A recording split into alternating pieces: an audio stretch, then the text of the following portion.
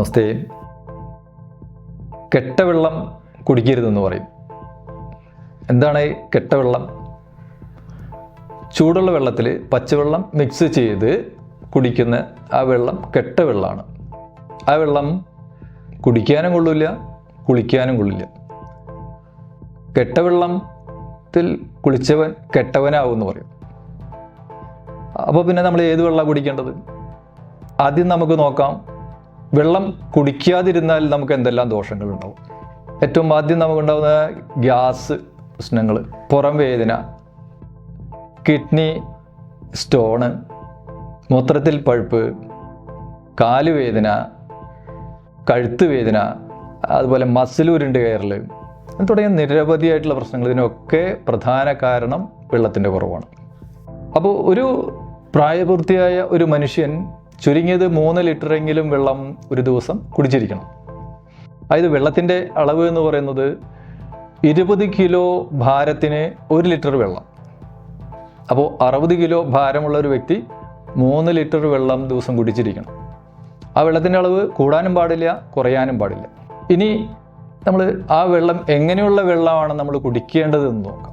അതായത് രാവിലെ നമ്മൾ എഴുന്നേൽക്കുമ്പോൾ നമുക്ക് ചൂടുള്ള വെള്ളത്തിൽ കുറച്ച് പച്ചവെള്ളം മിക്സ് ചെയ്ത് അല്പം 1-2 കല്ലുപ്പ് അല്ലെങ്കിൽ ഉപ്പ് ഇട്ട് ഇളക്കി മിക്സ് ചെയ്ത ശേഷം നമുക്ക് ആ വെള്ളം ഇരുന്ന് കുടിക്കുന്നത് വളരെയേറെ ഉത്തമമാണ്. അപ്പോൾ കെട്ടവെള്ളം കുടിക്കരുതെന്ന് പറഞ്ഞിട്ട് പിന്നെ ഈ വെള്ളം എന്തുകൊണ്ട് എന്ന് നമുക്ക് സംശയം തോന്നാം. രാവിലെ മലശോധനയ്ക്ക് നമുക്ക് ഏറ്റവുമേറെ സഹായകരമാണ് ഈ കെട്ടവെള്ളം. അത് ഉള്ളിൽ കെട്ടി നിൽക്കുന്ന മല മുഴുവനും നന്നായിട്ട് പുറന്തള്ളാനായിട്ട് ആ വെള്ളം സഹായിക്കും. മാത്രമല്ല രാത്രിയിലെ നീണ്ട മണിക്കൂറുകൾ നമ്മൾ വെള്ളം കുടിക്കാതെ കിടന്നതിൻ്റെ ആ ക്ഷീണം മാറ്റാനും കൂടിയാണ് 2 ലിറ്റർ വെള്ളമെങ്കിലും നമ്മൾ രാവിലെ എഴുന്നേറ്റ് ഈ ചൂടുവെള്ളത്തിൽ മിക്സ് ചെയ്ത് ഇരുന്ന് കുടിക്കണം. വെള്ളം എപ്പോഴും ഇരുന്ന് കുടിക്കണം, കുറേശ്ശെയായിട്ട്. ചായ കുടിക്കുന്നത് പോലെ വെള്ളത്തെ ആസ്വദിച്ച് കുടിക്കണം, അല്ലെങ്കിൽ അത് ദഹന സംബന്ധമായിട്ടുള്ള പ്രശ്നങ്ങൾ ഉണ്ടാക്കും. അതുപോലെ അതിനുശേഷം ഉള്ള സമയങ്ങളിൽ നമ്മൾ കുടിക്കേണ്ടത് ശുദ്ധമായിട്ടുള്ള കിണർ വെള്ളമാണ്.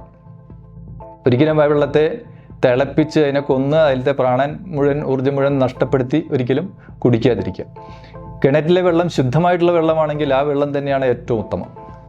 അഥവാ കിണറ്റിലെ വെള്ളം ശുദ്ധമല്ലെങ്കിൽ മാത്രം വെള്ളത്തെ തിളപ്പിച്ച് മണിക്കൂറുകൾ അത് തണുക്കാൻ അനുവദിക്കുക. അതിനുശേഷം വീണ്ടും കുറച്ച് സമയം വെയിലത്ത് വെച്ചതിന് ശേഷം മാത്രം അതിൽ പ്രാണോർജ്ജം എല്ലാം തിരിച്ചു വന്നതിന് ശേഷം മാത്രം ആ വെള്ളം കുടിക്കുക. വെള്ളത്തിലുള്ള പ്രാണോർജ്ജം, കാൽഷ്യം ഇങ്ങനെ തുടങ്ങിയിട്ടുള്ള ഒരുപാട് ധാതുക്കൾ, അതെല്ലാം തന്നെ അതിനെ തിളപ്പിക്കുമ്പോൾ അതെല്ലാം നഷ്ടപ്പെട്ടു പോവുകയാണ്. ഒരിക്കലും അങ്ങനെ കെട്ട വെള്ളം കുടിച്ച് നമ്മുടെ ശരീരത്തെ നമ്മൾ ദൂഷിപ്പിക്കരുത്. അപ്പോൾ അങ്ങനെ ശുദ്ധമായിട്ടുള്ള വെള്ളം അതിൻ്റെ പ്രാണോർജ്ജത്തോടു കൂടി നമ്മുടെ അകത്ത് ചെല്ലണം. അതിൻ്റെ pH ലെവൽ എപ്പോഴും വെള്ളം ശുദ്ധമായിട്ടുള്ള വെള്ളം ആണെന്ന് നമ്മൾ ഉറപ്പുവരുത്താൻ pH ലെവൽ ഒന്ന് നോക്കിയാൽ മതി. പൊട്ടൻഷ്യൽ ഓഫ് ഹൈഡ്രജൻ അതൊന്ന് ടെസ്റ്റ് ചെയ്യാനുള്ള സൗകര്യങ്ങളൊക്കെ ഒന്ന് അവൈലബിൾ ആണ്. അത് വെള്ളത്തെ ഒന്ന് ടെസ്റ്റ് ചെയ്ത് അത് 6.5 മുതൽ 8.5 ഇടയിലാണ് നമ്മുടെ വെള്ളത്തിൻ്റെ pH എന്ന് ഉറപ്പുവരുത്തിയിട്ട് ആ വെള്ളം കുടിക്കുന്നതാണ് ഏറ്റവും ഉത്തമം. അങ്ങനെ pH ലെവൽ കറക്റ്റ് ചെയ്ത വെള്ളത്തിന് ഒരു ഉദാഹരണം ഞാൻ പറയാം. പഞ്ചഗവ്യത്തിൽ ഉണ്ടാക്കുന്ന ഭസ്മം, ആ ഭസ്മം ഇട്ട് ഇളക്കി വെച്ച് ഒരു അരമണിക്കൂർ കഴിഞ്ഞാൽ അതിൻ്റെ തെളിഞ്ഞ വെള്ളം അതെടുത്ത് ടെസ്റ്റ് ചെയ്താൽ അതിൻ്റെ pH ലെവൽ കറക്റ്റ് ആയിരിക്കും. അങ്ങനെ pH കറക്റ്റ് ചെയ്യാൻ അല്ലെങ്കിൽ കറക്റ്റ് അല്ല എന്ന് തോന്നുന്നവരുണ്ടെങ്കിൽ ഇത്തരത്തിലുള്ള നല്ല ഭസ്മം സംഘടിപ്പിച്ച് ആ വെള്ളം അതിൻ്റെ കുടിച്ചാലും നിങ്ങളുടെ ശരീരത്തിലെ ഈ വെള്ളത്തിൻ്റെ കുറവുകൾ നികത്തി കിട്ടും. വെറും വെള്ളം കുടിച്ചാൽ മാത്രം പോരാ, വെള്ളത്തിൻ്റെ കുറവ് നികത്തിയാൽ മാത്രം പോരാ, pH കറക്റ്റ് ചെയ്തിട്ടുള്ള വെള്ളം തന്നെ നമ്മൾ കുടിക്കുന്നു എന്ന് ഉറപ്പുവരുത്തണം. അപ്പോൾ എല്ലാവരും ആവശ്യത്തിന് വെള്ളം കുടിക്കുക. നല്ല ആരോഗ്യമുള്ളവരാവട്ടെ. നല്ല ശുദ്ധമായിട്ടുള്ള വെള്ളം ചെന്നാൽ നമ്മളിലെ ശാരീരിക മാനസിക അസ്വസ്ഥതകൾക്ക് വരെ നല്ല പരിഹാരമാണ്. അത് മറക്കണ്ട. എല്ലാവർക്കും നന്ദി, നമസ്തേ.